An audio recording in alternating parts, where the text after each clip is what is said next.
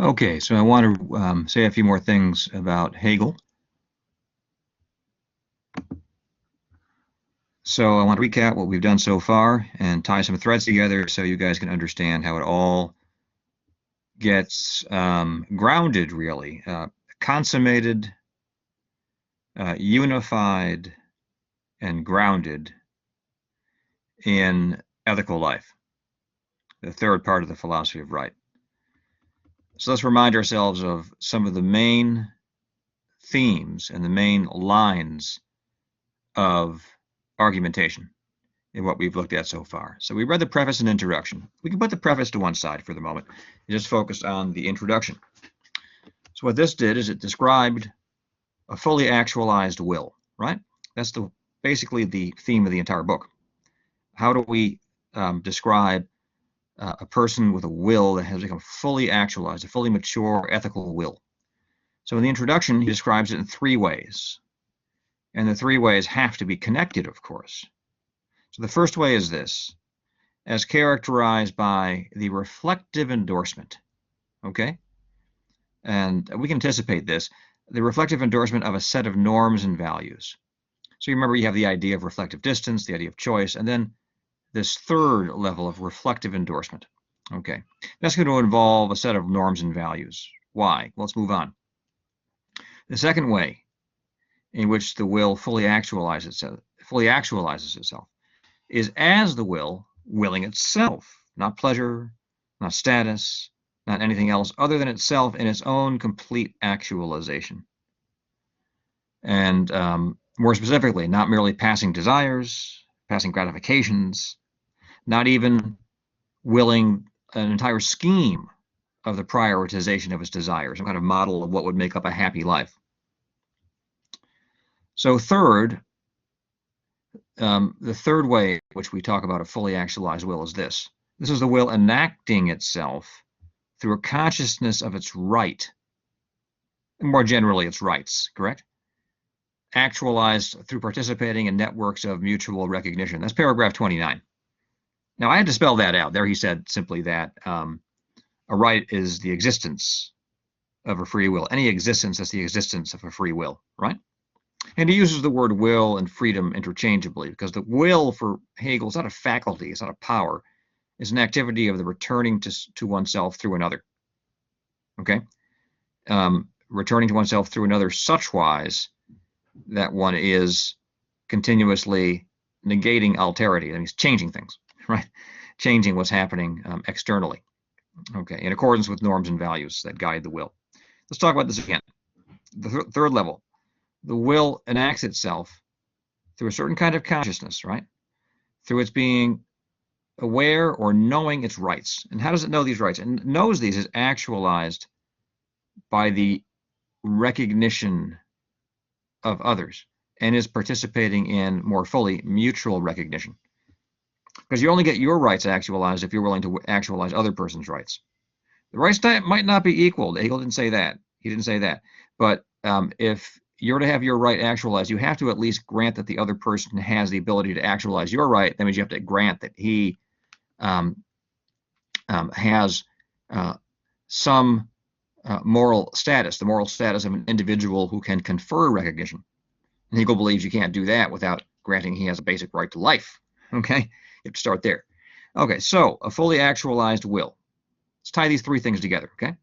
A fully actualized will understands and it endorses its active participation in a scheme of mutual recognition. So there we have endorsement, right? Reflective endorsement. So it understands and endorses its active participation in a scheme of mutual recognition, okay, that activates a system of mutually affirmed and ascribed rights. Okay, such wise that it knows this cognition, this endorsement, this recognition, and this participation, it knows that it actualizes it as a rational will. Okay? Okay, very good. So we have that idea of endorsement. We have the idea of the endorsement of participation in a scheme of mutual recognition that activates rights, such wise that it's aware that this is all necessary for its full actualization of its freedom. Now, freedom is a value here in the United States of America. And I understand freedom very often is identified with license, with doing what you please. Hegel thinks that can't be right. Freedom can't merely be doing what you please, because that's compatible with arbitrariness, and arbitrariness is not freedom at all. Arbitrariness is like tying one's will to a six-sided die. Whatever number comes up on a random throw, then you'd be bound, to make a choice that corresponded to that number. Maybe the number is written on a piece of paper. All six numbers are written on a piece of paper, and each one corresponds to a certain choice. And number three comes up, and you're bound to do whatever is written on the piece of paper. That's not freedom. That's bondage. That's bondage to contingency. No, freedom is being able to act on norms and values. By norms, we mean rights and duties, right? Those are the norms he's talking about. So by freedom, acting knowingly on rights, duties, and values. Values are ends or aims, okay? That one takes to be genuinely good and one knows to be genuinely good, okay? Or the better way of putting that is to say that one knows them to be justified. So to be a fully actualized will, right, is to act on rights, duties, and values that one knows to be justified. That's it. That's it. That's it, really, right there. That's what he's trying to describe in his book. All right, so let's then turn particularly to the concept of right, because the name of the book is The Philosophy of Right.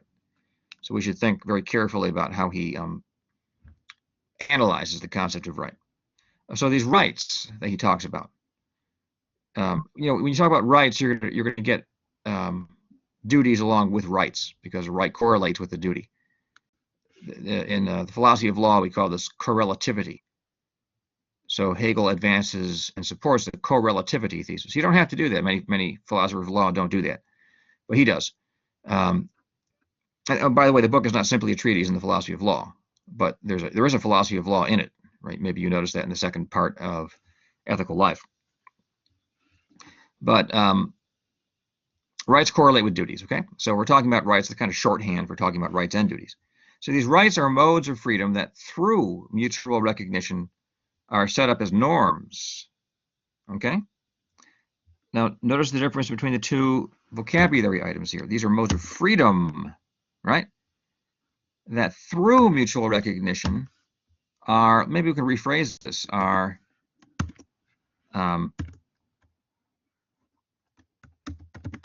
actualized as, or converted into norms. Almost like a logical operation, like recognition takes the freedom that an individual possesses and then makes it into a norm, something to be respected, something that we're bound to respect.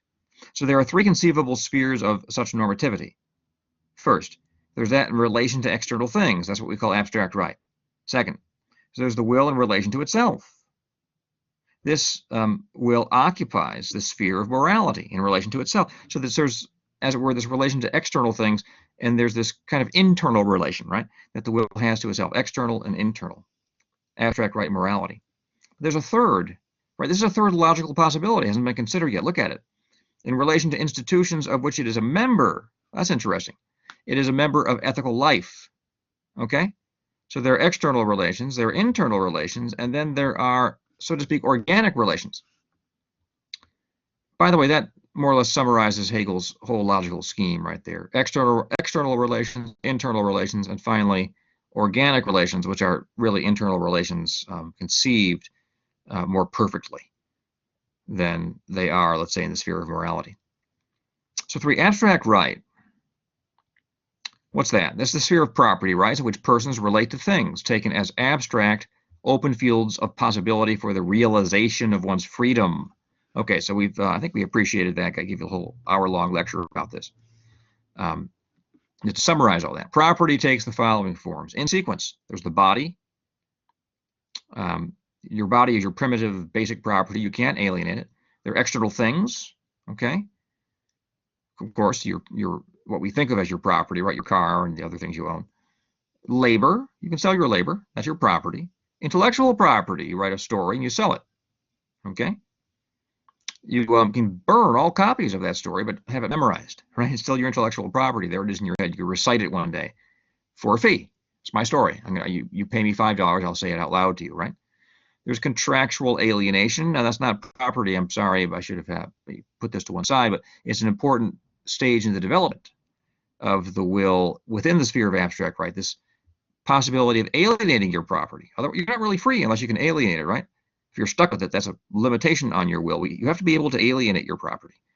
And that gives us a whole modern conception of land. Land is not something, as it were, sacred, not as part of a tradition that you have to respect, that binding on you, but rather land as disposable, right? Land as under the authority and power of your will. Okay, that's quite a different conception.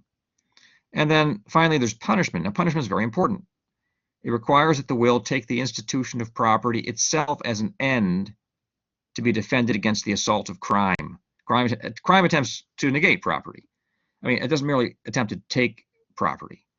It does that. I mean, crime takes property, but crime does more than take property. It assaults the very principle of abstract right, that an individual has a right to his or her property, and no one can take it or use it without that person's consent. Crime strikes at the very root. And so an agent operative within the sphere of abstract right, it's a sphere of conception, an agent thinking of himself as a proprietor, a property owner, in accordance with Hegel's philosophy of abstract rights, philosophy of property. He would understand that crime is an assault against the very principle of abstract right, against the principle of modern property. And he would then defend that principle, right? You get that? As an end, by punishing the criminal. And if all we had, guys, if somehow, the state were to disappear entirely and we had nothing but abstract right, then this can't really happen. But if it did happen, then each of us would have the right to punish criminals on our own. When we get to ethical life, then we will find ourselves living in a state. Within the state, you've transferred that right of punishment, that right of handling criminals, that right of judging criminals and punishing them. You hand that over to the state. You no longer have a right to do anything about that if you live within a state. So abstract right converts itself into the sphere of morality because it takes itself as its own aim or end. But that's what morality is. That's the sphere in which the will adopts aims and ends. Okay? So in abstract right, you have an abstract sphere of possibility. Okay? But that abstract sphere of possibility itself has to be willed as an end. So you end up, as it were, propelling yourself out of abstract right into morality. Hegel likes those kind of these are dialectical moves he makes.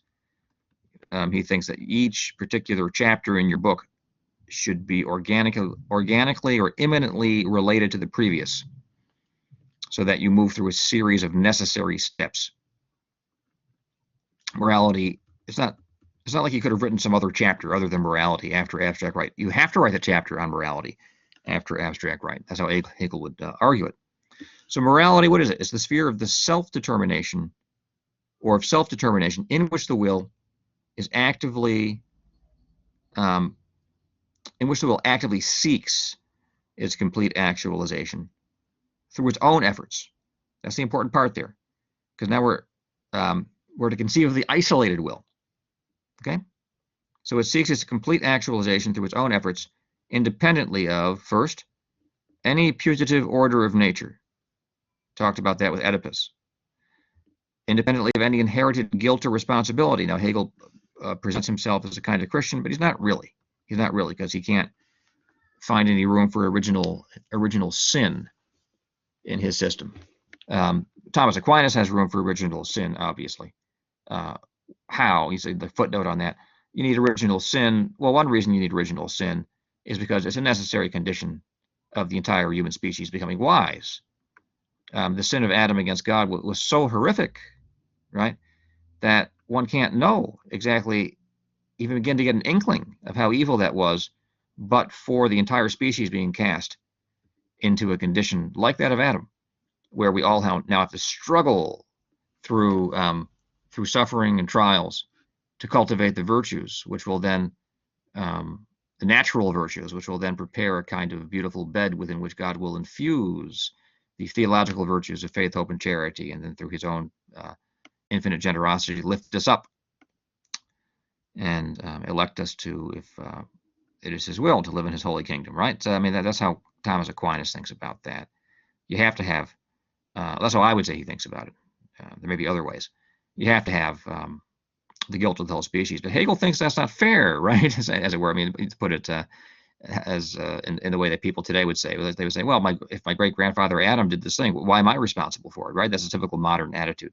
So Hegel, he endorses that, okay? So also, we have to hold at distance this idea of collective responsibility. That'll come back later, but it'll come back in a particularly modern guise. So this moral subject is trying to actualize himself through his own efforts. He says, well, that means I'm responsible, right, for myself, and you're not to hold me responsible for what the collectivity did. Hold me responsible for my purpose and my intention, for what I'm doing and why I'm doing it, right? By the way, there is such a thing as negligence, and Hegel recognizes that. You are guilty if you increase risk beyond justification, right? He does make that point. You are guilty if you increase risk beyond justification. So if you go out into Kennedy Plaza and you have a baseball catch, you guys can throw it back and forth 80 miles an hour. You're good athletes. You can't do that there, right? What do they call that? Burnside Park. Burnside Park. You're throwing it, that's a little bit too much. They have little kids running around there, so on and so forth, and you plunk somebody in the head, you're responsible at that point. You increased risk beyond a level of beyond the level to which it could be justified, right? Beyond the level of possible justification. Okay, you created an unjustifiable level of risk. That's the shortest way of putting it.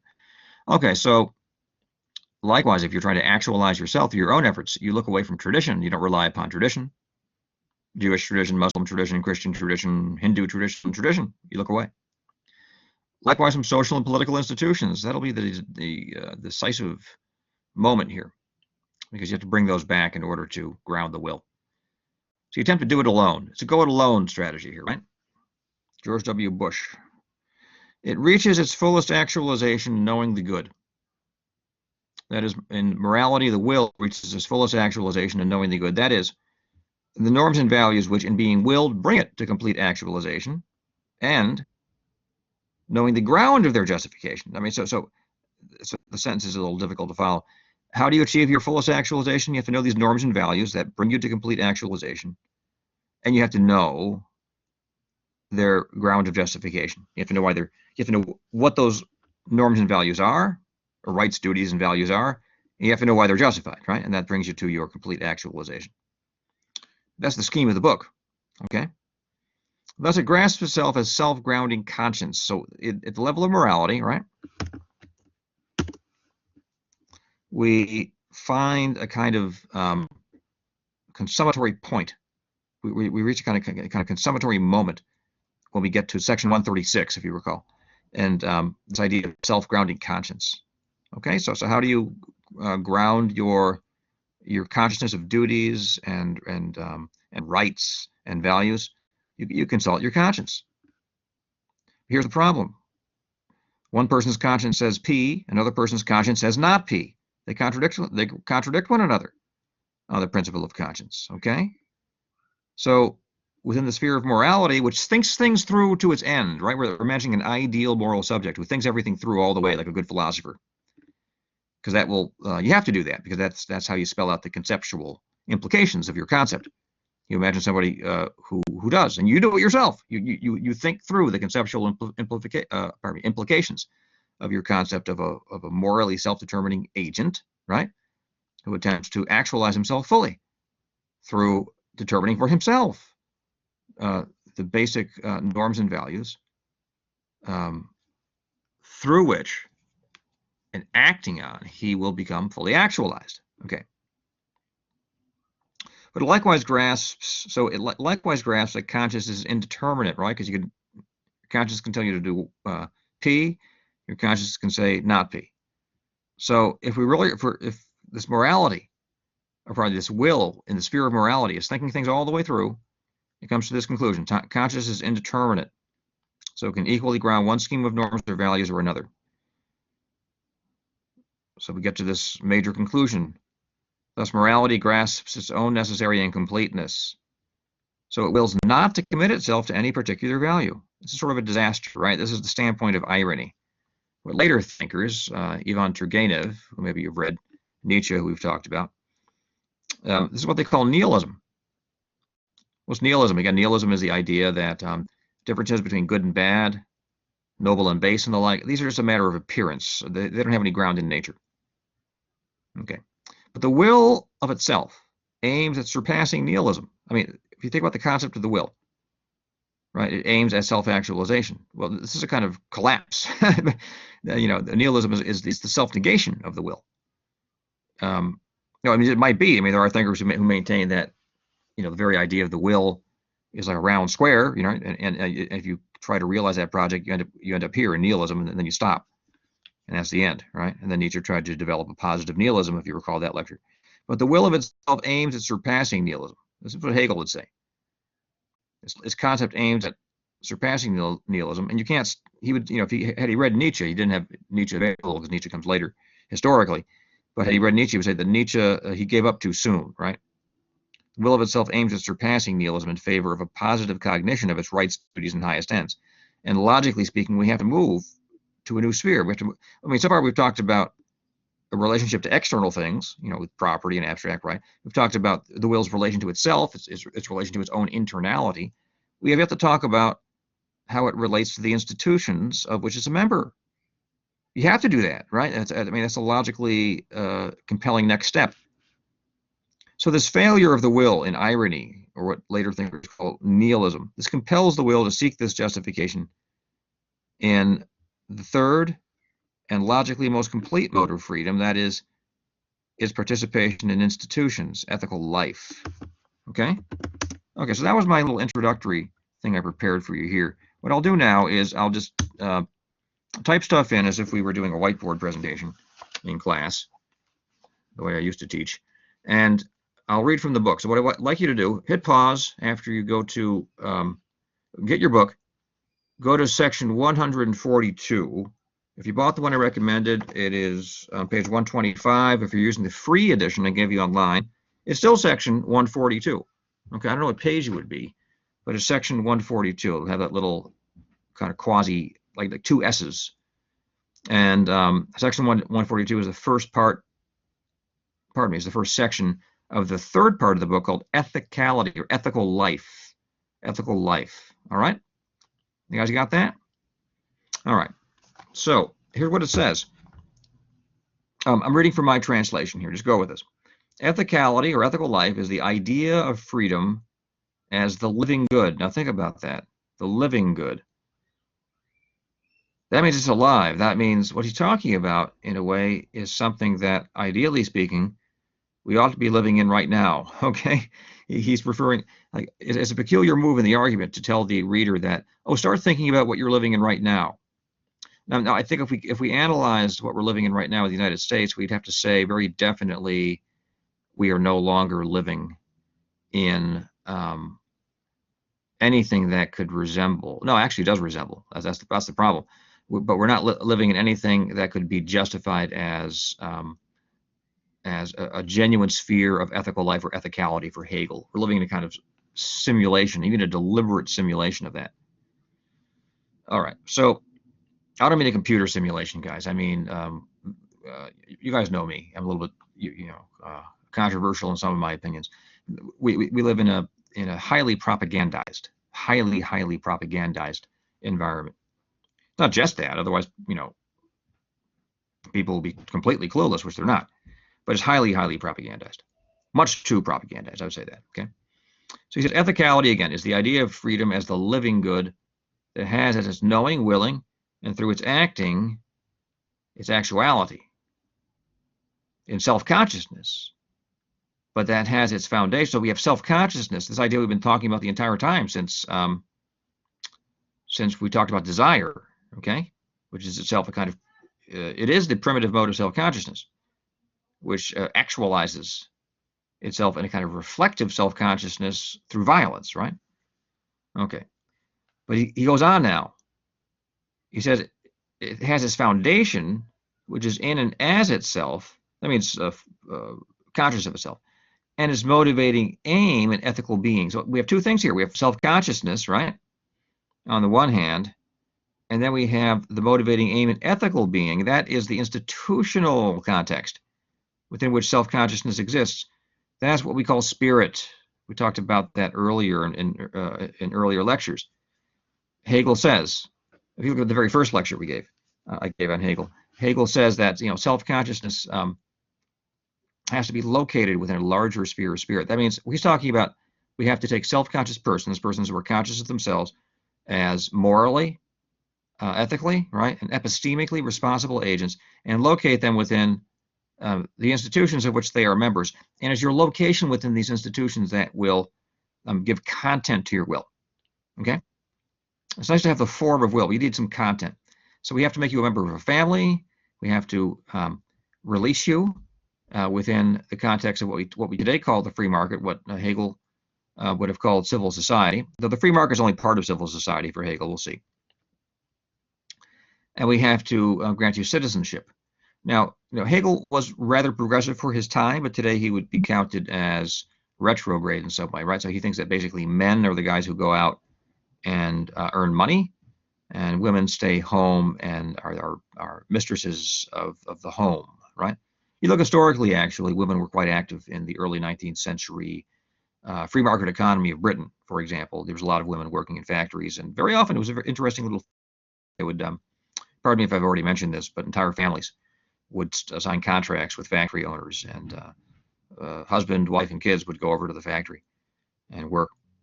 So Hegel goes on. This is the concept of freedom that has become both a present world. I mean, look at his extremely vivid vocabulary, right? And the nature of self-consciousness. Okay, so that's the first. So let's just record this point here, right? In ethical life, right? Self-consciousness. So what do we mean here? We mean this desiring proprietor who guides himself or herself by the standard of conscience, right? A property owner with his or her desires guiding himself by the standards of conscience. Get that? So in ethical life, self-consciousness finds its true ground, right, in what he calls the living good. Okay. What we may call spirit. All right, that sort of medium, but logically structured. It's not like a ghost or something of that sort. And a spirit sounds like a ghost, but he doesn't mean that. He means something with a logical structure and an inclusivity, right? And then we can work out its internal structure, like a living animal. It has a cardiovascular system, it has a musculoskeletal system, it has an immune system, it has an endocrine system, it has a nervous system, and all these systems are articulated and they integrate, right? So in an organism, there are various systems, and they are co-functional and they integrate, right? Well, that's something like that happens in spirit too. Okay, so this is not a gas or something of that sort. This is a short hand word for how self-conscious subjects relate to one another structurally within this larger medium that takes the form of various institutions. Okay, so spirit. Let's just say that spirit is a shorthand way of referring to a logically structured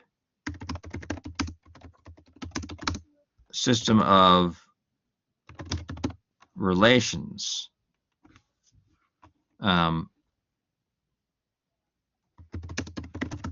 define various institutions. He means particularly family, civil society, and state. All right, and the family includes husband and wife, children, the education of the children, the will of the pater familias, right, and the like. Civil society includes what he calls the system of needs, what we call the free market, the system of justice, And professional societies that he calls corporations. His notion of a corporation is more like, it's fairly close to what a guild is, right? Not the same thing, though. And the state, well, that includes your bureaucracy. It includes your executive power. For him, a monarch. It includes your legislature, right? So all those institutions. Well, we won't put all those sub-institutions in here. So spirit is a shorthand way of referring to a logically structured system of relations that define various institutions, okay, within which a self-conscious agent is given access to objective norms. My goodness.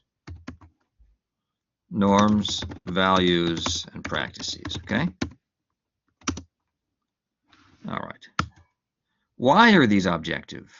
Well, we're going to find out as Hegel. Let's have Hegel explain it to us. I can just start talking, but let's have Hegel explain it to us, and then we can work this out with him, so to speak. So section 143, this unity of the concepts of the will with its very existence, right?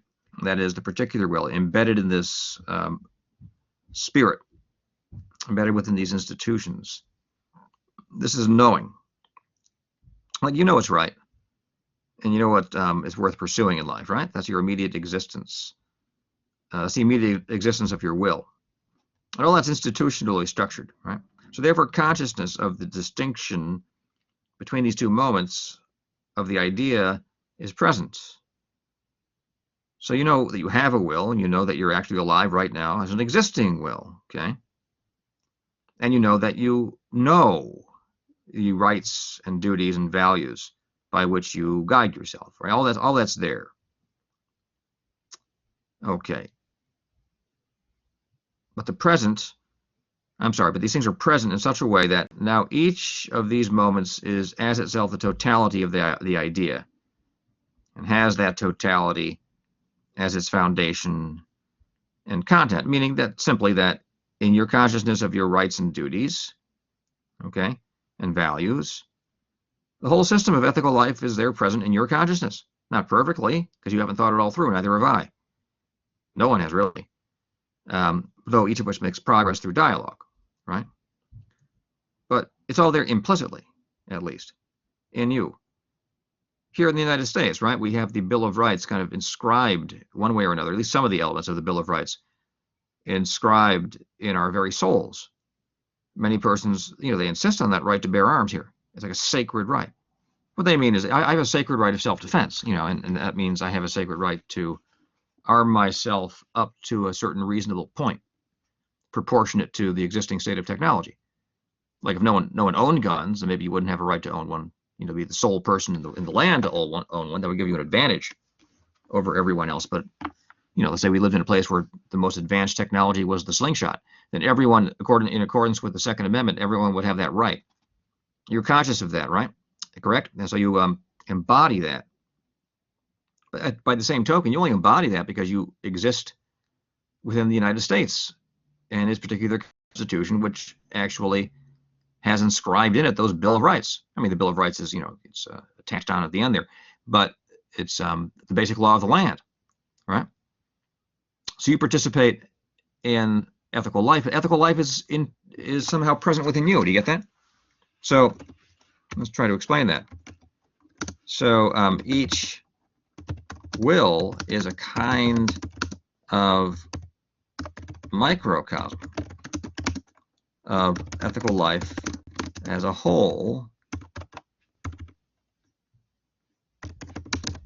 insofar as each carries within itself a consciousness of the norms and values that characterize essentially, right, not arbitrarily, but characterize essentially ethical life. Okay. But each will likewise is, fully submerged in ethical life. Okay, so you have this double relationship. The conclusion of ethical life and the submersion within it. I think that's clear enough. Turn to section 144. That which is objectively ethical, that which replaces the abstract good, is substance, made concrete by subjectivity as infinite form. Therefore, so we have this idea of substance. Substance is something which abides. Something which abides, okay? Now, Hegel has a fuller notion of substance. Substance for him, in his phenomenology of spirit, he says substance is subject. It's an active self-articulation of moments, one moment implying the subsequent moment. So a substance is made concrete by subjectivity. He says it right here, right? That which is objectively ethical, that which replaces the abstract good. The abstract good, forget about the abstract good. We're in the living good now, right? That is substance made concrete by subjectivity as infinite form. So the substance is made concrete by subjectivity. Infinite form is the infinite return of infinite return to itself through its other. What's the other here? The other is the ethical institution within which each person is embedded. Okay, so each will returns to itself through its relation to the institutions in which it is embedded, or of which it's a member, if you like, right? That's the vocabulary I preferred earlier. For example, let's get an example here, guys. For example, a family member is conscious of, say, himself, gender here, in virtue of his relation to the family as a whole. Of course, each family member, right? But you're the member of the family as a whole. You guys get together. Hopefully, you ignored the law, got together for Thanksgiving. Just kidding around. I'll send you another little document there. I was joshing you guys, about the law and all that. So you're conscious of the fact you have a, by the way, it's not a law. There was no law prohibiting you from celebrating Thanksgiving with your family. So that wasn't a law. So anyway, you're conscious of your family, right? Family first. Don't you guys get together, or at least in the past, you got together and you would hold your tongue on some topics? Just not talk about them, right? For the sake of family, right? The family's a value. Not an abstract value, a concrete value. It's a living good, okay? So I said, the family member is conscious of himself in virtue of his relation to the family as a whole. He takes his family to be a living good within which he carries out his life. In a way continuously. I mean, if I get up and go to work, yeah, I'm not like at home, but I'm still doing something which serves my family, right? So I mean, the family is still an institution within which I'm embedded at work. Likewise for you guys, okay? Some of you are saying, I don't have a family yet. Well, maybe you're in that middle stage, like you left your folks' place and you're out there looking for the appropriate person to settle down with. So in that sense, right, you're in an in-between stage. But think back to the early 19th century. They would have expected you to get married at that point. They would expect you. This is in Hegel's philosophy is a Protestant philosophy, so there was no legitimate priestly alternative for him. Okay. So, but you can plug that in, because I have a lot of Catholic students. You're free to do that. But anyway, so back then they would have expected you to get married. At least Hegel would have expected you to get married. Okay. This individual takes his family to be a living good within which he carries out his life, and for the sake of which he performs, many or perhaps even all of the actions he performs, okay? Perhaps even all. Because you can perform all of your actions for multiple purposes. I mean, you could perform all of your actions for the sake of your family, while at the same time, let's say, taking pride in your activity as a professional. Let's say one of you goes on to become a dentist. Well, you want to be a good dentist, right? You're going to cause a lot of trouble if you're a bad dentist. A lot of trouble. If you don't have a talent, if you don't have a steady hand, do me a favor, don't go into dentistry. So you go into, let's say you do have a steady hand and you want to help people in this respect. And so you go into dentistry. Okay. You can pursue that for its own sake, right? And you could also understand that the money you're making is going to support your family. And you also understand that a portion of that money you make is going to be passed on to your political community. And you're living at some other stage of history in which the country isn't so blasted corrupt. And you're confident that passing that money on is going to lead to a good outcome, right? It promotes the existence of a sound and just institution, the state. Okay, so, and as far as the corruption of our current political condition, doesn't matter whether you're on the right or on the left, right? I mean, but both sides have their critique. And of course, I'd like to hear somebody say, no, everything is actually sound. You have to listen to multiple points of view, otherwise you never understand anything. So I want to sit down and talk to somebody who says, well, we're going through a few hiccups right now, but basically our institutions are still sound. They work themselves out. I mean, somebody has to make that particular case, even if he's wrong, because you have to hear multiple perspectives to understand where you're sitting. All right, so let's turn to 145 here. The ethical is the system of these determinations of the idea. This is what constitutes its rationality.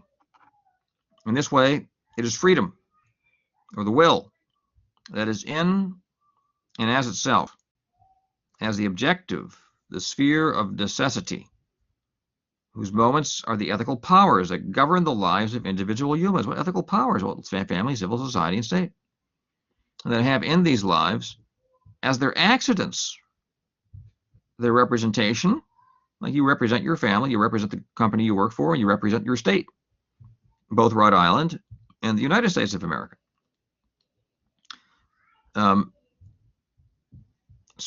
And that have in these lives as their accidents, their representation, their actuality, right? And the shape in which they come into appearance. So that was all about the ethical powers, right? Let's read that again. It's really important. The ethical powers that govern the lives of individual humans and that have in these lives as their accidents, their representation. Okay? So the ethical power is represented in you. It has its actuality in you, right? And the shape in which they come into appearance. So that's a point worth recording.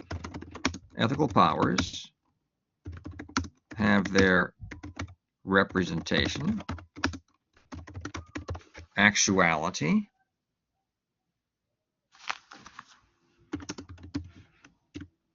and a rather peculiar way of putting it, but the shape into which they, right? They come into appearance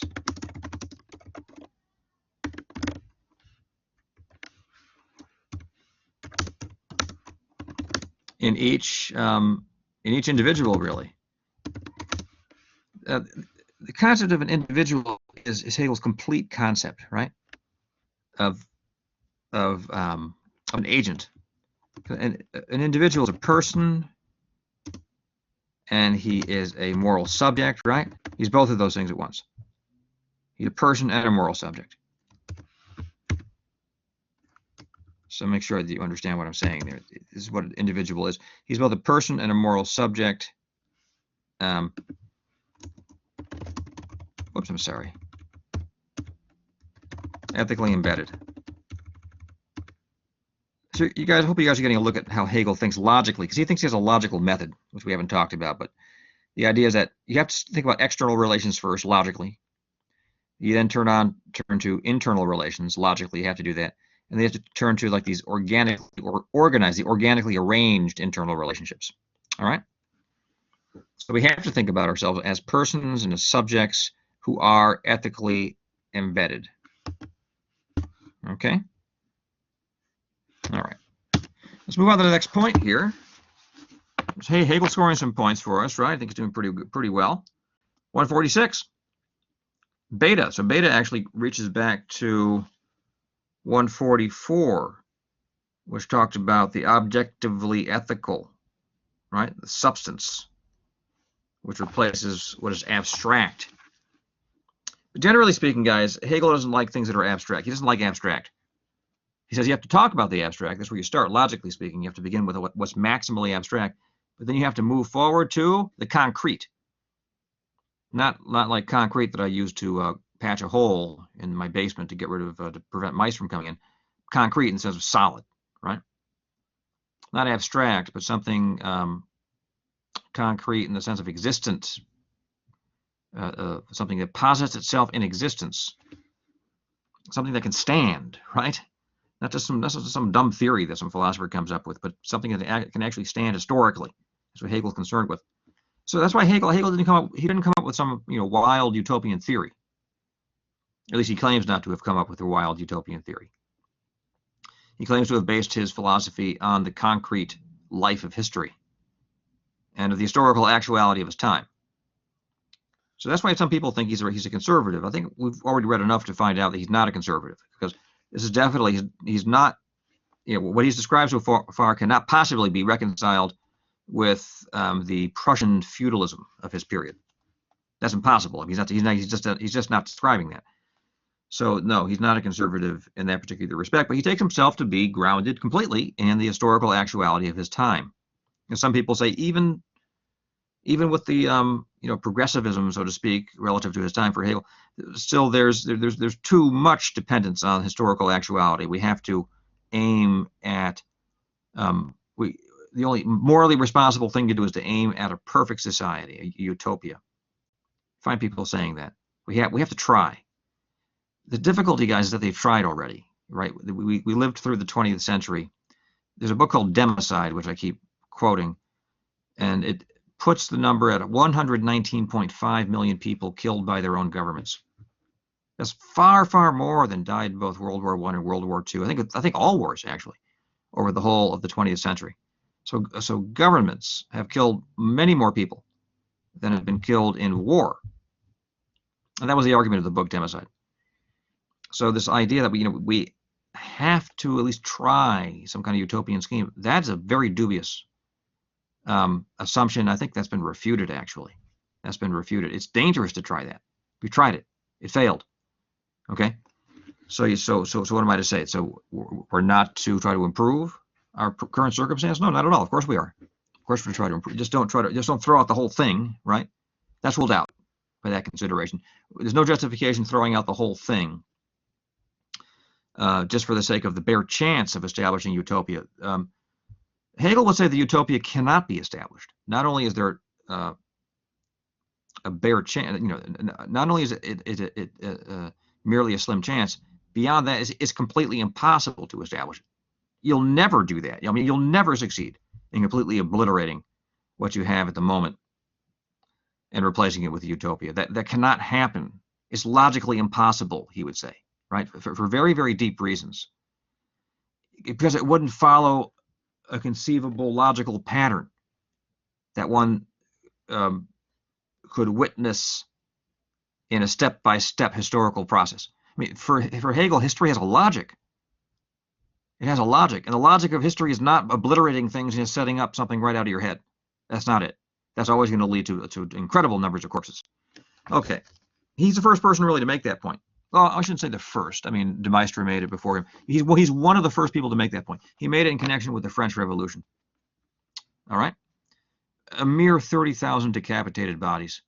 There's poor people who got killed that way, but in comparison with the 20th century, it looks like an episode of the Mickey Mouse Club, right? All right, and it was a horror. So section 146. In this, its actual self-consciousness substance knows itself and is thus object of knowledge. For the subject, ethical substance with its laws and powers, Gewalten, is an object. Gewalten is a German term. You probably don't have that in your book there. But yeah, for the subject, ethical substance with its laws and powers is an object, right? That's what you think about. It's an object of consciousness. That's all he means. If you can think about it, it's an object. As such, it relates to the subject as something that simply is, in the highest sense of self-sufficiency. In this respect, it is an absolute authority and power, infinitely more stable than is the being of nature. How can it be more stable than nature? It has more stable logical structure. That's what he means by that. Okay, so nature doesn't have a stable logical structure. You say, well, how can that be? Because we can kill all human beings, and nature would still percolate along. Well, how do you know? What if we killed all human beings? How do you know that nature would continue to exist? It's an assumption. Nature requires something outside of itself to think it in order for its intelligibility to be actualized. Do you get that? Nature can't think itself. It requires something outside of itself. Nature, from its own essence, posits something outside of itself and is grounded in something outside of itself. Otherwise, who cares? I mean, what if you eliminated all thought? Nature would be irrelevant. If it could somehow continue to exist apart from us and God and angels and things of that sort, it would be completely irrelevant. Who would care? No one would care. Nature couldn't care, and no one else could care because everyone else would be non-existent. So no, nature is less stable structurally, right, than is ethical life ultimately, right? So what's this point here? Let's try to capture this. So ethical life appears as a given substantial reality, right? Into which the individual is born,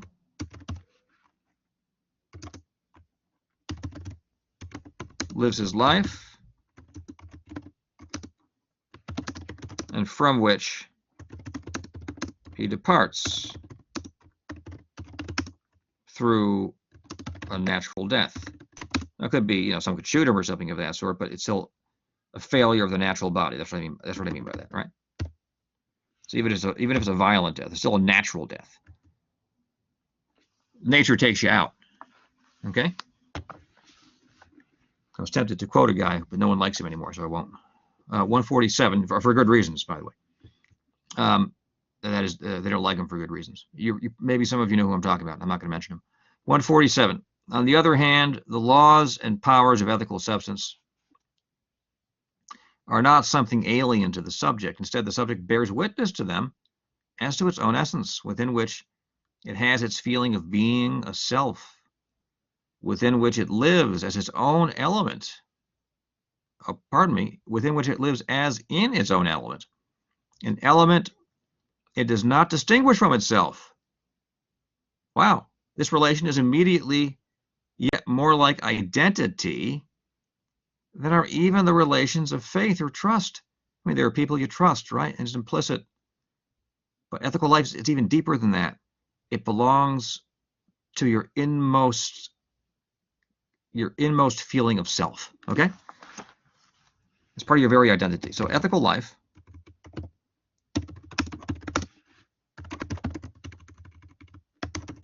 belongs to one's inmost feeling of self. Okay?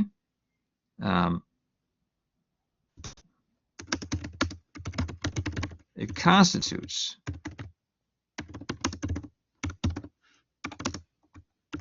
one's very identity. So he maintains. All right. Very good.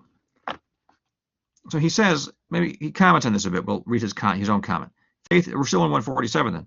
Faith and trust emerge along with reflection. They presuppose representation and distinction. For example, it is one thing to be a pagan, a different thing to believe in a pagan religion.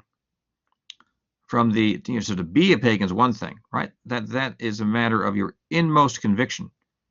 But then believing that presupposes reflection. That presupposes your positing a distinction, okay? So from the relationship wherein the ethical is the actual vitality of consciousness, better from being within this relationless identity, there could no doubt be a transition to a relationship of faith and of conviction.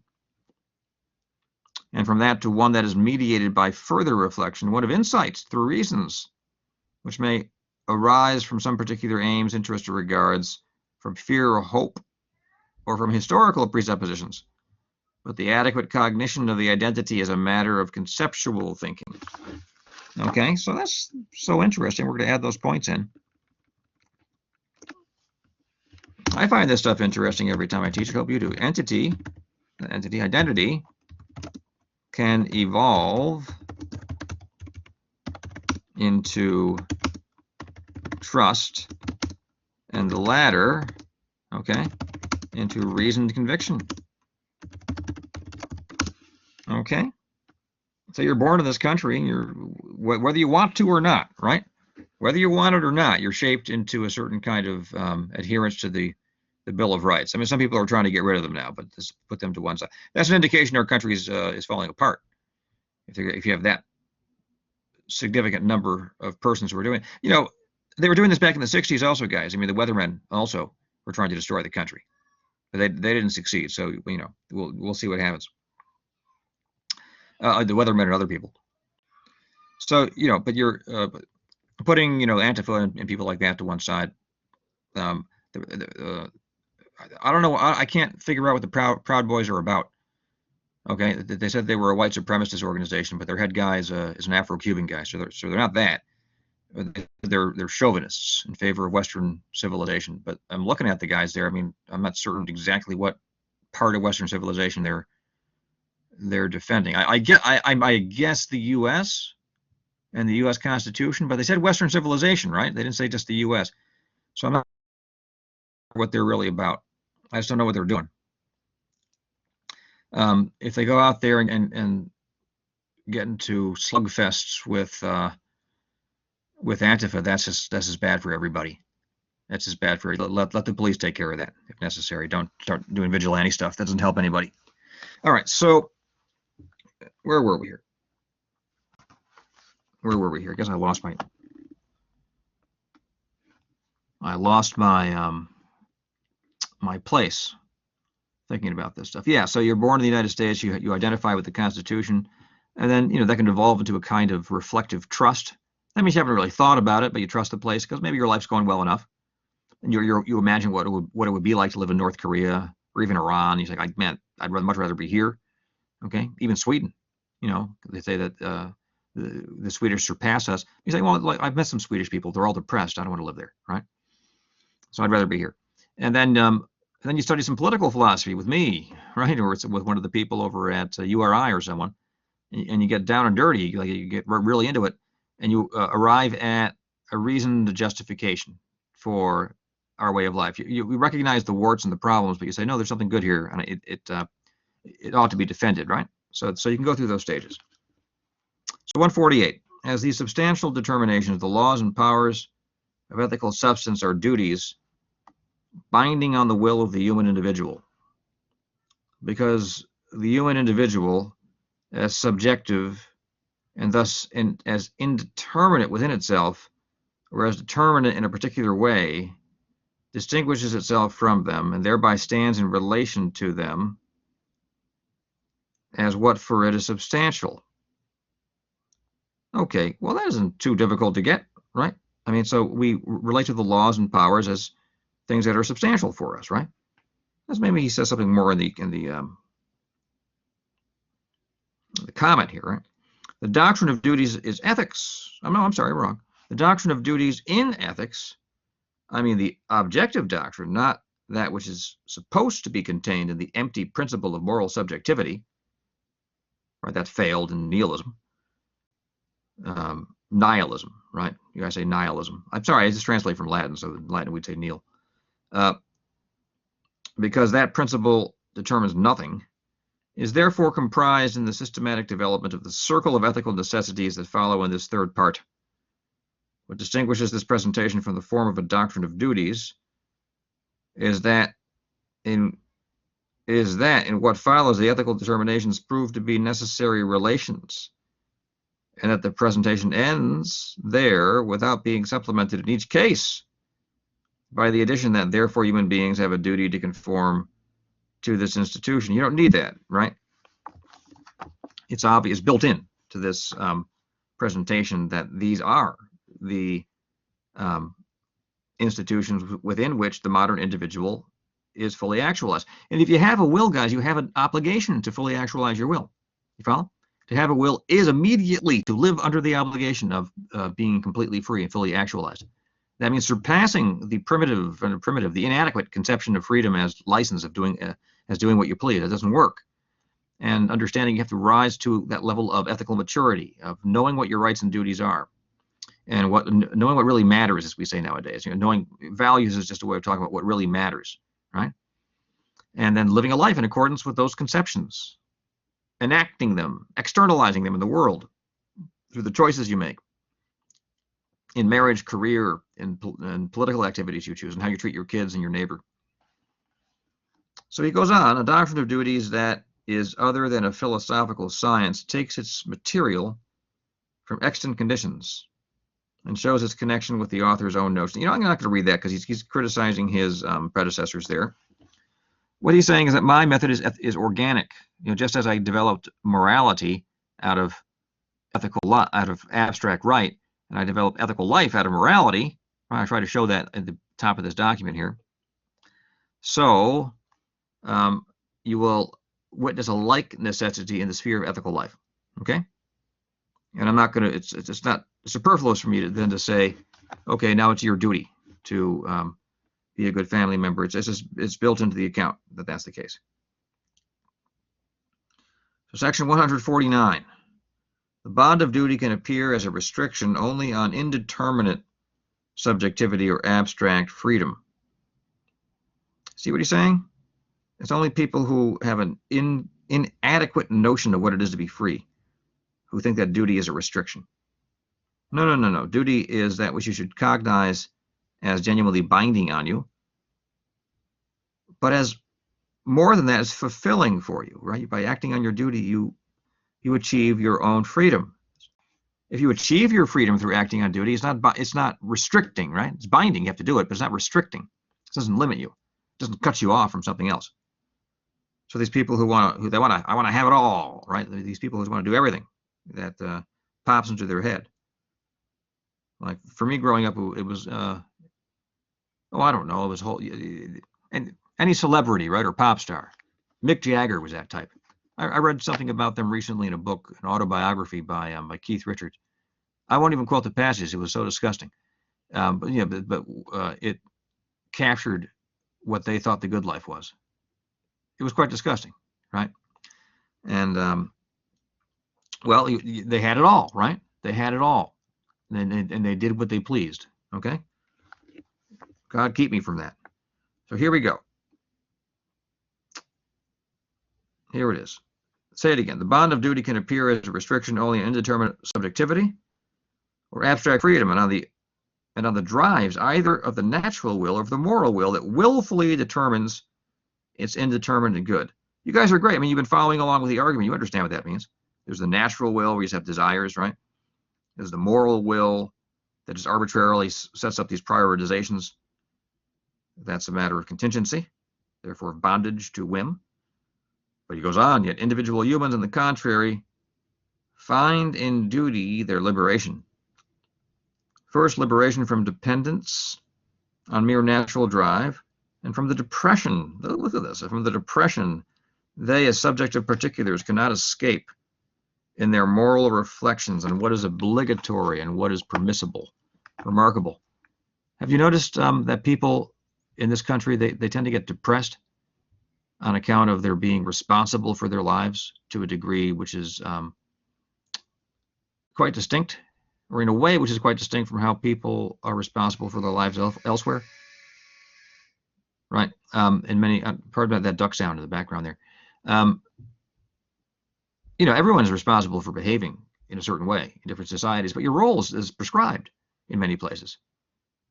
Even in modern societies, I know I have some through marriage family down in Peru, but your role is relatively prescribed down there, right? It's still a Catholic society down there, so it's still sort of conservative in a way. So in a way, they're still living in the Renaissance, and things are defined for you there. Here, you're supposed to have a life plan. You're supposed to know, where you're going to be, and when you're 30, and how many kids you want to have, and what the size of your house, how much money you want in the bank. If you don't have that amount of money in the bank when you're 40, your life's a failure, and you're a failure. I mean, it's just too much pressure. It's too much pressure. People get depressed. I mean, so there's it's a completely ridiculous way of living. I mean, life has too much contingency. Forget about your life plan. Don't worry about that. Things will work themselves out, one way or the other. Just work hard, okay, and act virtuously, and things will work out. Okay, so that solves that problem. I should write a self-help book. It's clear away all the garbage that oppresses people. So Hegel saw it, right? People get depressed because they cannot, as he says, they cannot escape in their moral reflections on what is obligatory and what is permissible. Yeah, what's obligatory? I have to have, $40,000 in my bank account by the time I'm 40 years old. That's not obligatory. Okay, don't worry about that. Second, liberation from the indeterminate subjectivity that never attaining existence or the objective determinacy of action remains within itself and devoid of actuality. Say it again, that was kind of dense. Liberation from the indeterminate subject. Yeah, liberation from that indeterminate subjectivity. So when you find yourself in ethical life, your ethical roles are mapped out for you, right? I mean, forget about indeterminate subject. What's my life plan, right? What's my career? What's who should I marry? How do I want to be seen? I mean, people worry about this. How do I want people to see me? Man, don't worry about that. People are going to see you the way they see you. How about this? You want them to see you as an ethical being, okay? A person who chooses virtue, a person whom they can trust, a person who helps friends and harms no one, okay? So that's very easy to make people see you that way, act that way, and they'll see you that way. I mean, there's always a couple of wretches out there who'll hate you no matter what. By the way, if there are people out there who hate you no matter what, they hate everyone no matter what. Don't take it personally. It's not just you, including the people they spend time with. They hate them too, and those people who spend time with them, they hate them. They just there's some kind of logic to that relationship that keeps it going. All right, so go on to 150 here. So why do I just say this? Okay, so ethical life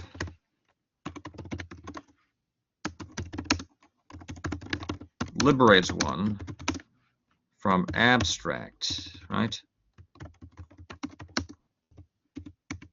indeterminate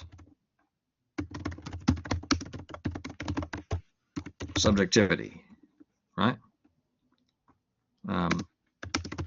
What some have called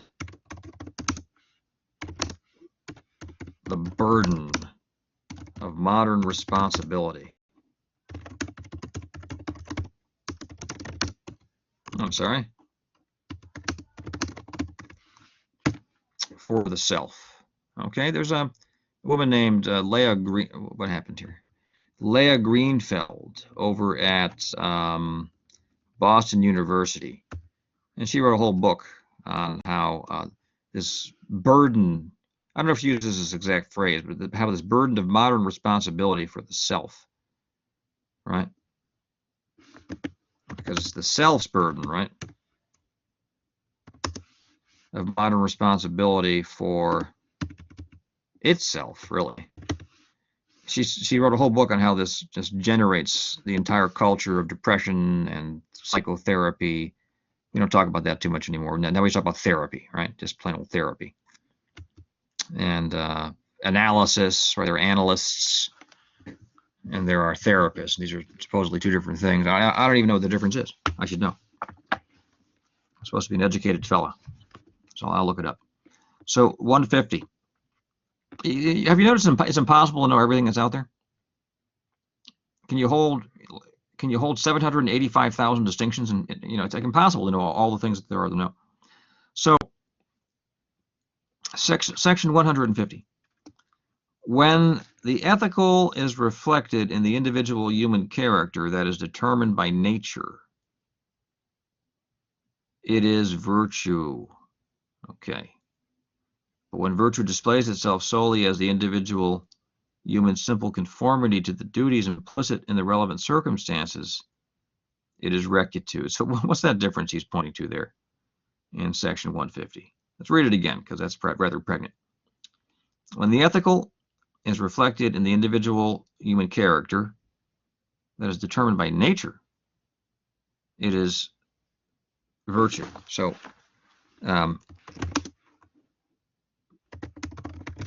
the reflection of the ethical and human character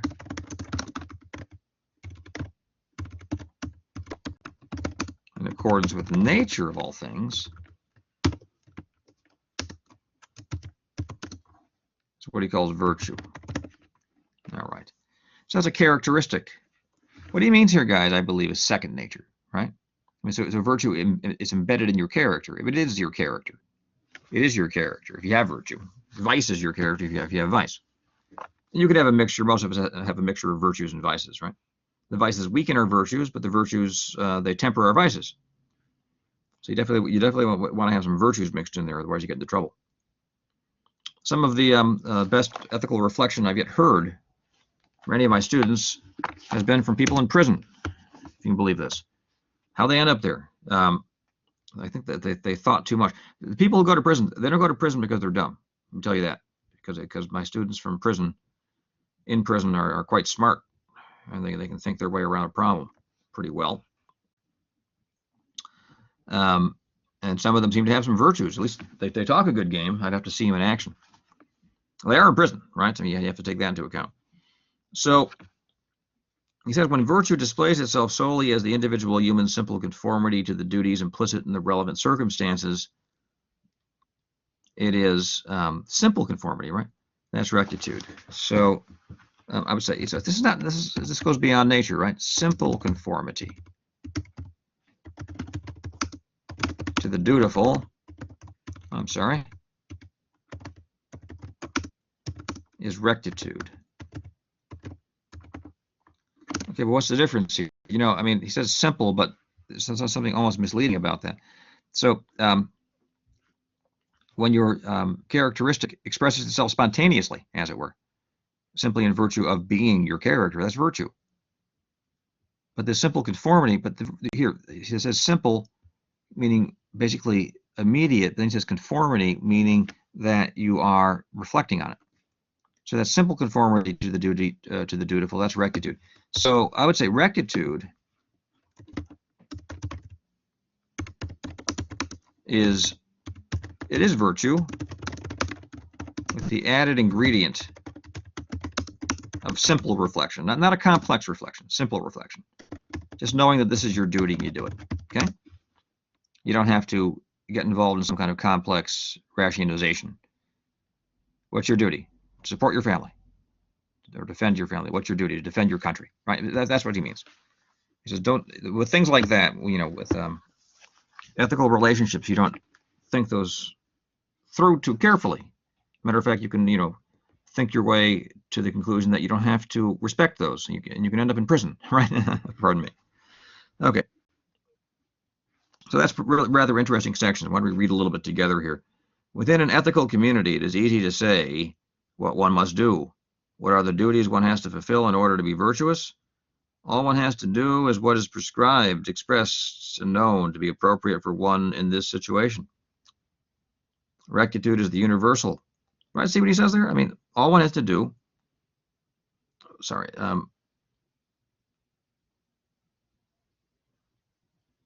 Yeah, in an ethical community, it's easy to know what you have to do to be virtuous. All one has to do is what is prescribed, expressed, and known to be appropriate for one in this situation. Life's easier, and there's less depression. Rectitude is the universal that contains what can be demanded by right or ethically, yet it can easily appear from the moral standpoint to be something more subordinate, above and beyond which one must make demands both on oneself and on others, because the craving to be something particular cannot be satisfied with what is in and as itself and universal. This craving finds consciousness of peculiarity only in exceptions. I mean, this is the early 19th century. He's reflecting on these peculiarities of modern subjectivity. We're all trying to be original in some way. We're all trying to demonstrate our own distinction. Some of you are saying, well, no, I don't know many people who are trying to do that.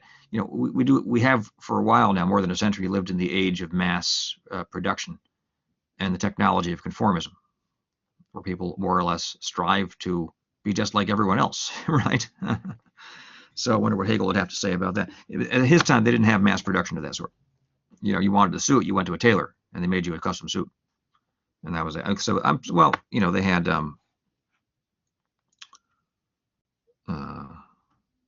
obviously weaving was a matter of mass production at that time. So the various aspects of rectitude may equally well be called virtues, since they are also the property of the individual human, although not exclusive, besonderes, right, to the individual in comparison with others. So it says it right there, rectitude may equally be called virtues, since they're also, part of your character, as it were.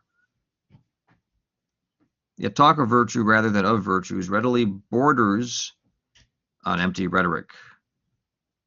Because, that's interesting. Yeah, because it is only about something abstract and indeterminate.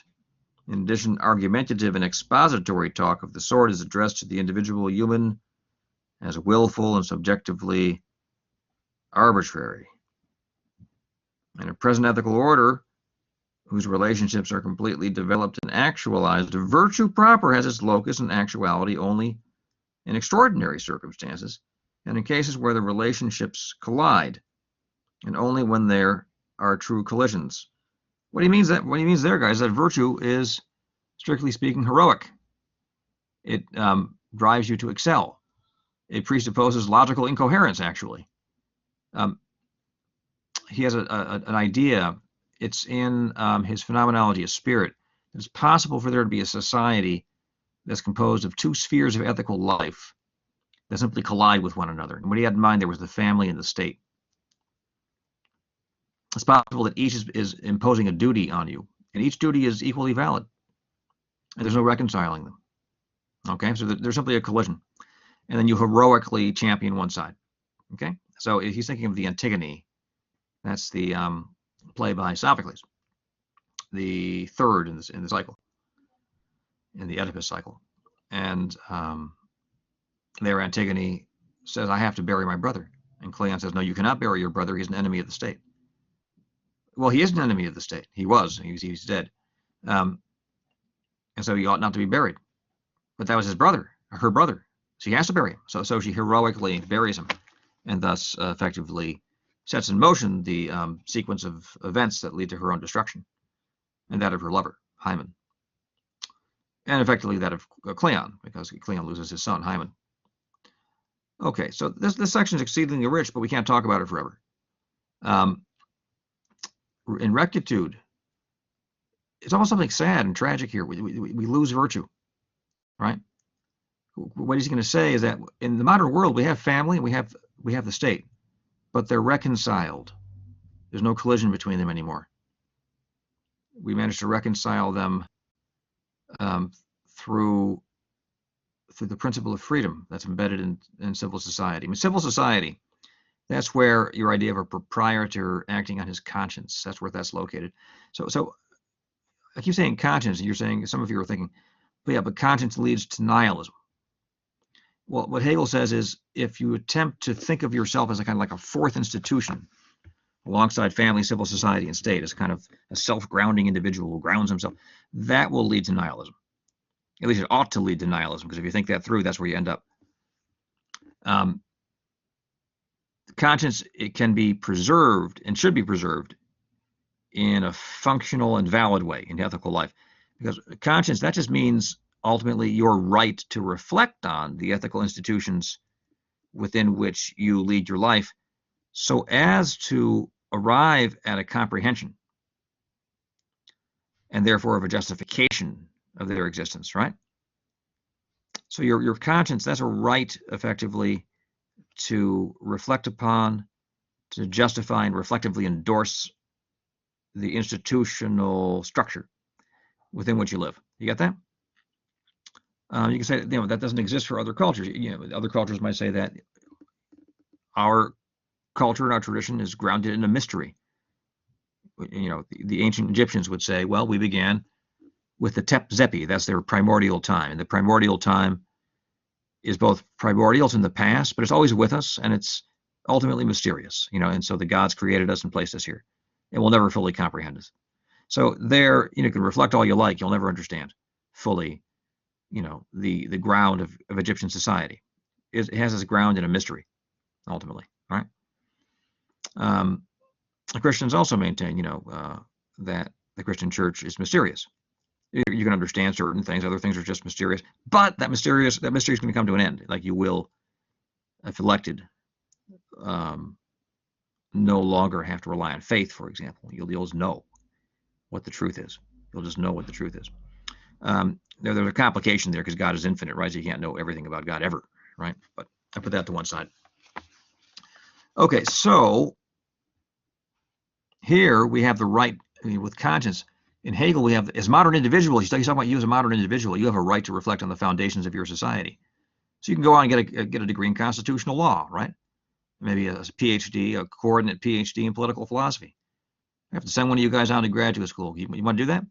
Go on, get a dual JD, PhD. I think you can do this at BU. And write a dissertation on Hegel's philosophy of right, and Hegel's philosophy of right and the United States Constitution as presented and defended in the Federalist Papers. That'll be some dissertation. And then get a JD as an expert in constitutional law. You're going to have quite a career if you do that. All right, let's look at this. 151. But when the ethical is simply identical with the actuality of human individuals, it appears as their universal way of acting. As ethos, habituation to the ethical that appears as a second nature, that put in the place of the initial purely natural will is the permeating soul, significance and actuality of the existence of the ethos. Okay, so the ethical appears as that second nature. This relates back to the original, let's see, what section was that? To 147, where we talk about an immediate identity between you and ethical life, right? Well, if it constitutes the very habits of yourself, that's an explication of that immediate identity. As such, the ethical is spirit living and present as a world. Well, see, there's that word spirit. The ethical is spirit living and present as a world. Only in this manner can the substance of spirit first be as spirit. All right. So,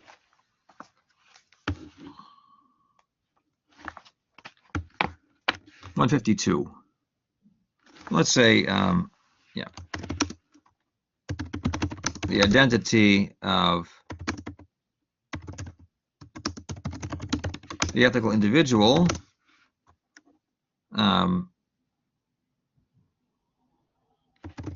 with ethical life, okay, takes the form of a second nature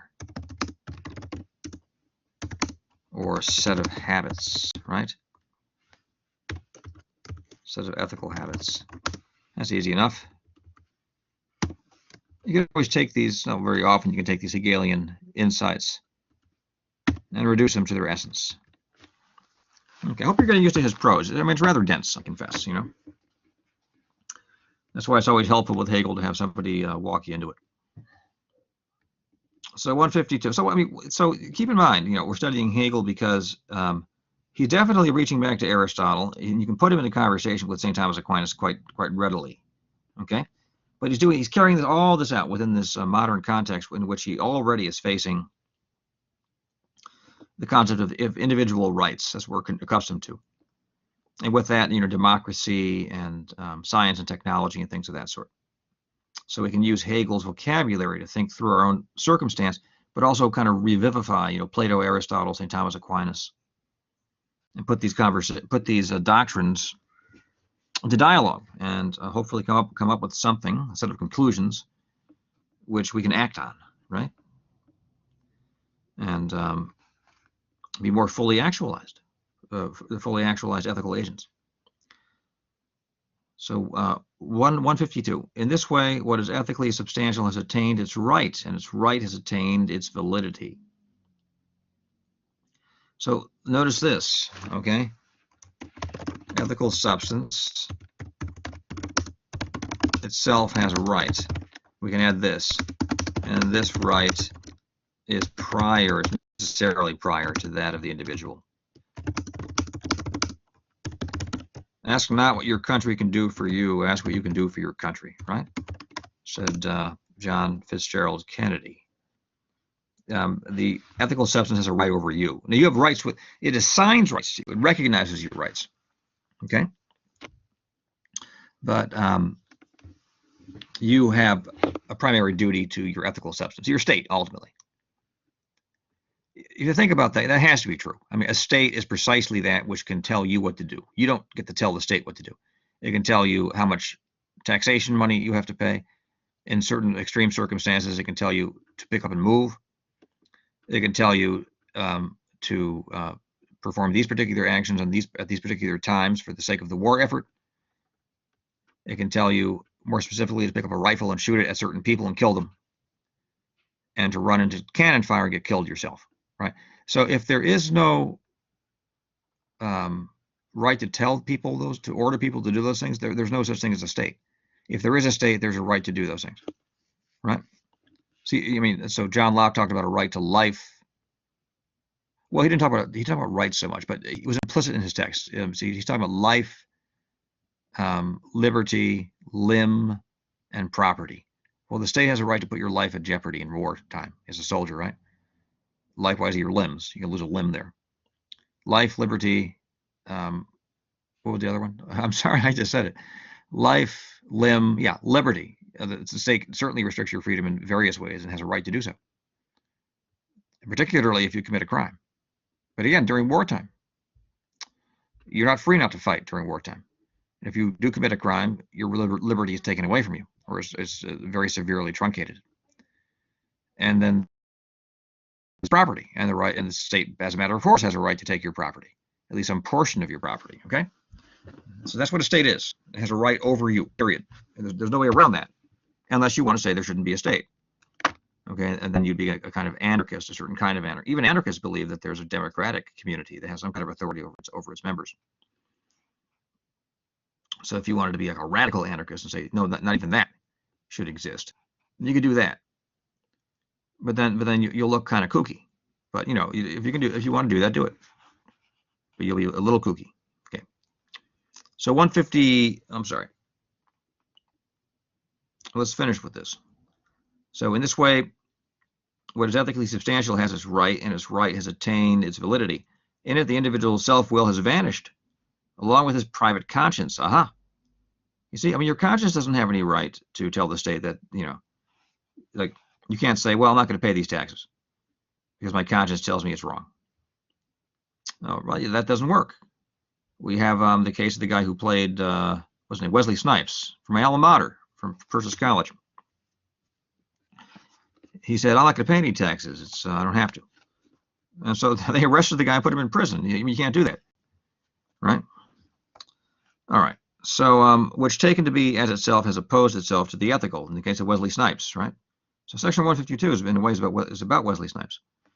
The ethical character knows as its motivating aim the universal that, although unmoved, is disclosed in its determination as actualized rationality.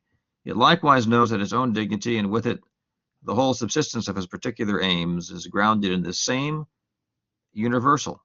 So you know your own dignity, you get that? Within the context of the ethical. How's that? Because the ethical recognizes your rights, and that's you only have rights at all because there's an ethical substance that recognizes them. If you live out in the woods with a bunch of other people living out in the woods, they're not going to recognize their rights. They're probably all going to try to kill you, like in Thomas Hobbes, in Hobbes' State of Nature. If you're going to have rights at all, friends, it's going to be in virtue of your living within a community, and particularly a set of political institutions that recognize that you have those rights. And you have to recognize the authority of that state. And then you recognize rights in one another because there's the state backing them up. And that's that. Okay, so you know your own dignity, with it the whole subsistence of its particular aim is grounded in this same universal, and that it is therein that it actually attains them. All right? Best of luck pursuing this stuff up in the Yukon. I mean, there's still political authority up there, but a lot of that's wasteland. Subjectivity is itself the absolute form and the actuality of substance that has worldly being. And the distinction between subject on the one hand and substance on the other as the object, aim and power of the subject is the same as and has vanished directly along with the distinction between them in form. Okay, I mean, so there's you're the subject, and ethical life is the substance, and you face it. It has an absolutely binding authority over you, but that sounds like a precedent, like it's a totalitarian state or something, but it's not. Because what he's talking about in ethical life, because a totalitarian state is not ethical life. A totalitarian state is a criminal organization crushing people for the sake of crushing people. In ethical life, the state recognizes your right, okay, and that's why you endorse it, because your right as an individual, your right to life, right to property, right not to be assaulted and tortured and things of that sort. Or more positive rights, like a right to, a welfare check if you're unemployed for a period of time or something of that sort, right? Correct. Those only exist insofar as you live within a state.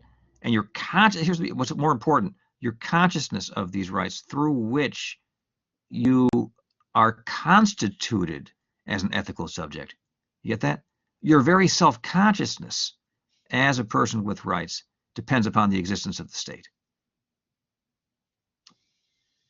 That means your self-actualization depends upon your relationship to the state. Okay, so let me, put that. And so I said here, ethical substance itself has in the notes, ethical substance itself as a right has a right. It has a right, and this right is prior to that of the individual. Okay, so this is due to the fact that the individual rises to a self-consciousness, okay, of himself as a being, as a rights-bearing being, right? As a rights-bearing individual, let's use that word, in virtue of his relation to the state,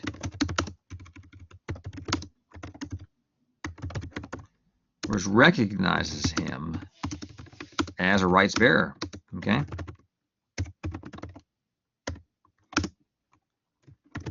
There is no individual who can ground himself, right? That means offer an argument to the effect that justifies his claim that he has rights independently of any reference to the state. So there is no individual who can ground himself as a possessor of rights. So ground himself, that means, offer some kind of justification he possesses these rights without reference to the state. This doesn't happen. Okay. It's okay, well, I have that. You might say, I can do that. Forget about the state. I have these rights because I am a creature created by God. Okay, so let's say you can prove that God exists. We talked about that earlier. And so God created me, and therefore I have these particular rights. I mean, how can you even have that conversation with anybody unless there's some kind of political context guaranteeing the stability and predictability within which those kind of conversations can unfold? I mean, you can't talk about, the existence of God and his creative power and of one's being guaranteed certain rights because of God's love and creative power and et cetera, et cetera. You can't have those conversations unless there's some kind of context within which you and other persons have been educated up to that particular level, right? To that particular level of knowledge, so you can talk about those sorts of things. And that's not going to happen except in a state. I mean, it's just not going to happen.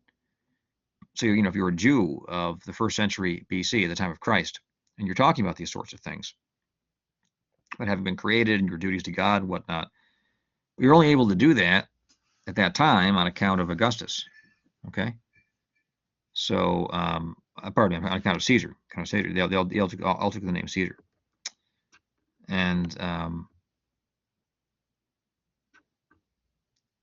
It's on account of the Roman state maintaining some kind of political mode of life. Political in the broad sense. I mean, they maintained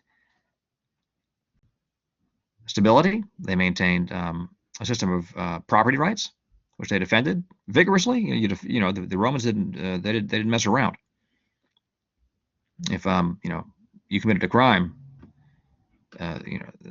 they were very severe, as we know. They were very, very severe in how they punished people. So yeah, one can argue pretty effectively, I think, that God grants us rights, but those rights are going to be ineffective unless we actually have a state that backs them up. You follow me? That's what I'm saying. So you need a state to recognize the rights that God confers upon you. All right, let's leave it at that. So 153. The right of individual humans to be subjectively determined as free. You have a right to be subjectively determined as free. You have a right too. This is fulfilled when they belong to an ethical actuality, because their certainty that they are free has its truth in such an objectivity. Within the ethical, they actually possess their own essence. That's it. Their inner universality. You get that? So here, I even said it here, right? You rise to a self-consciousness of yourself as a rights-bearing individual in the state. So he put it beautifully. The right of individuals to be subjectively determined as free. Okay?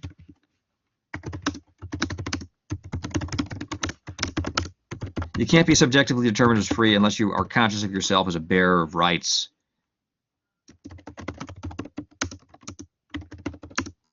And I'm going to say this to be, conscious of oneself as a bearer of rights, okay?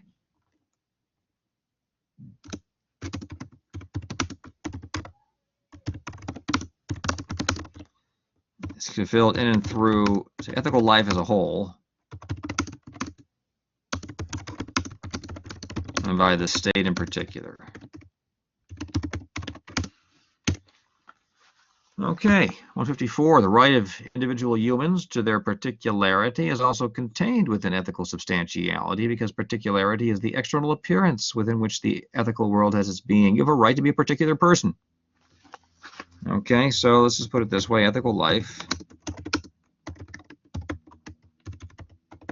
guarantees the right to be a particular person. I mean, make your own choices.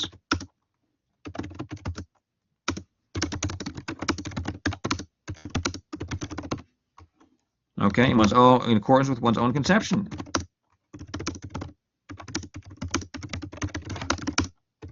Of happiness. You'll see section 124 as where he talks about this in terms of the right of satisfaction. We already went over that in the previous lecture. So in this identity of the universal will with the particular will, right and duty are thus united. And within the ethical order, human beings have rights insofar as they have duties. That's this co-relativity thesis. And duties insofar as they have rights. In the sphere of abstract right, I have the right and another has a duty with regard to it. In the moral sphere, what I know and will to be right and my well-being only ought to be united with my duties and hence objective. But here, right and duty are one. 156. Ethical substance as containing self-consciousness that as itself is united with its concept is the actual spirit of a family and a people. Okay? I think we've been talking about that already. Ethical life takes the form of family and of state, but the state is, have you noticed that states, modern states are nation states? Okay? They're trying to break those down and introduce some kind of global scheme. We'll see if they can succeed at that. The EU is a stepping stone towards that, right? Okay. 157. The concept of this idea exists. It ist only as spirit. That is, there's that word again, right? As knowing itself and as actual. In that it is objectification of itself, the movement through the form of its moments. So he says, first of all, it's the family, that's immediate civil society, and then state. So I'll just comment on those very, very briefly. So the family is the immediate sphere of love, right? You don't reflect on that. You just love, you love your family members. You don't necessarily like them. It's important to have family relations, at least a surrogate family, a foster family with whom you get along well. You love the people, they love you. You have to have some kind of family relationships in which you, well, I shouldn't say get along. You have some kind of family relationships in which you love people and they love you, whether you like them or not. That's important because that teaches you that your own arbitrary likings they aren't laws for the universe. Okay. I mean, you're perfectly within your right to like certain things, but your rights are your likings are not laws. That love is a higher aim. So you have to love. You know, you have a sibling, you don't really like the person, but you love the person. So if the person gets in trouble in Chicago, and you get into your SUV, you drive out there and pick them up. You know, you get them out of trouble if you can. And that teaches you there are things that are more important than your passing whims. Civil society, that is the sphere of abstract reflection. Now, civil society is interesting because there you are compelled to reflect on how to earn your keep, right? You have basic needs, and you're thrown into civil society, and you're told to find some way to satisfy those needs, yes? Find some way to satisfy those needs. So you sell your labor, or you develop a skill. You sell the skill, the exercise of the skill, right? One or the other. Now the problem is that if you find a job, the business can go under. Demand for whatever it is you're producing can disappear, as happened to a previous friend of mine. It's happened to millions of people. Okay.